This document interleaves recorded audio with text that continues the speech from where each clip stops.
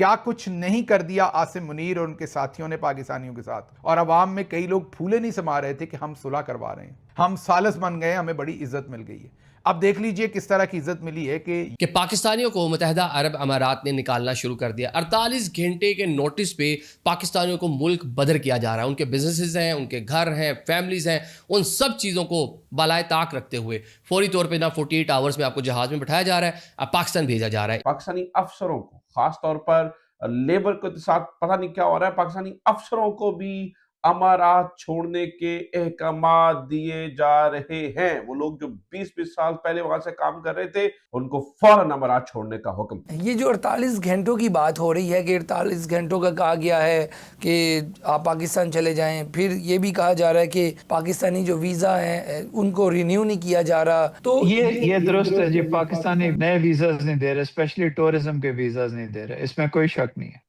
ये दुरुस्त है जी।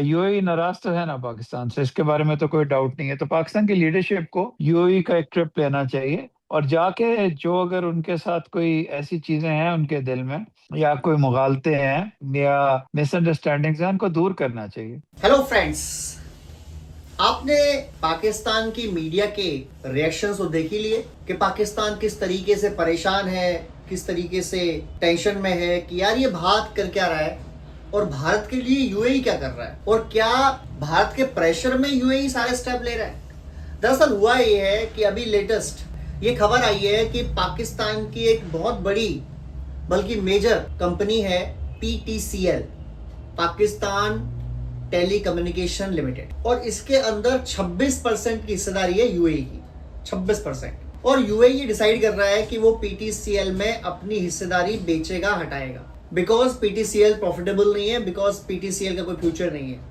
और अगर ये हो जाता है, अगर यूएई डिसीजन ले ही लेता है जो कि यूएई ले रहा है, तो फिर पाकिस्तान के अंदर बहुत ज्यादा दिक्कतें आ जाएंगी, पाकिस्तान के अंदर बहुत ज्यादा परेशानियां आ जाएंगी और पाकिस्तान को खुद को सर्वाइव करने में बहुत दिक्कत आएगी। इससे पहले मालूम पड़ा था कि यूएई ने जो उनकी एतिहाद एयरबेस है उसके अंदर से तकरीबन 40 पाकिस्तानियों को निकाल दिया था। केवल पाकिस्तानियों को।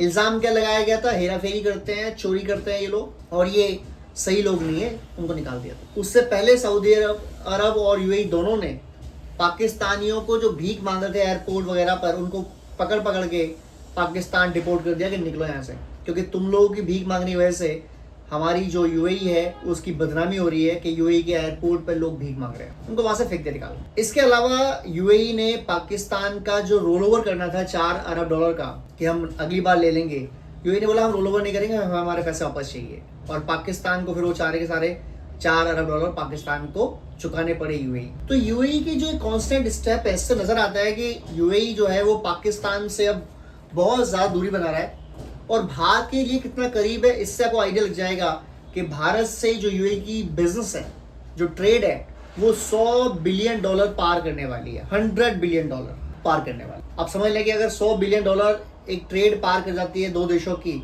तो उनके रिलेशन कितने अच्छे होंगे। और वो भी एक छोटा देश, यूएई कोई चाइना नहीं है, यूएई कोई अमेरिका नहीं है, यूएई कोई रशिया नहीं है, एक छोटा देश है। पाकिस्तान से शायद आधा ही होगा, हो सकता उससे भी कम हो। वो देश भारत साथ मिलके जो ट्रेड कर रहा है वो कर रहा है $100 बिलियन की। और एक और लेटेस्ट खबर आ रही है कि यूएई के अंदर आयरन डोम इंस्टॉल्ड करेगा इजराइल। जी हाँ, मुस्लिम कहते हैं कि इजराइल तो कोई देश ही नहीं है। यूएई ने ना सिर्फ उसको रिकॉग्नाइज किया है बल्कि इजराइल के आयरन डोम और आयरन बीम की डील भी कर ली है।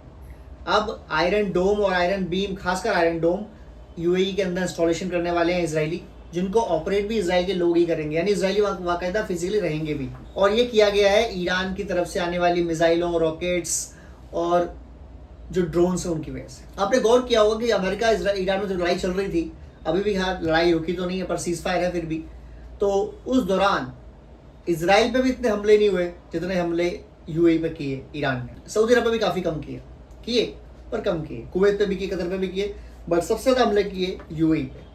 इसका मतलब ईरान ये मान के चल रहा है कि यूएई के अंदर इजरायली भी हैं, अमेरिकन भी हैं और बाकायदा यूएई इनको सपोर्ट कर रहा है। बिकॉज यूएई की जो मानसिकता है वो है कि ग्रो करो। और ग्रो कैसे करेंगे? ग्रो करने के लिए ज़रूरी ये है कि आप वो मानसिकता रखें, वो सोच रखें कि हमें साथ में ग्रो करना है। और यूएई को कोई दिक्कत नहीं है, यूएई ने अब्राहम अकॉर्ड साइन कर लिया। अब्राहम अकॉर्ड के अकॉर्डिंग क्या है?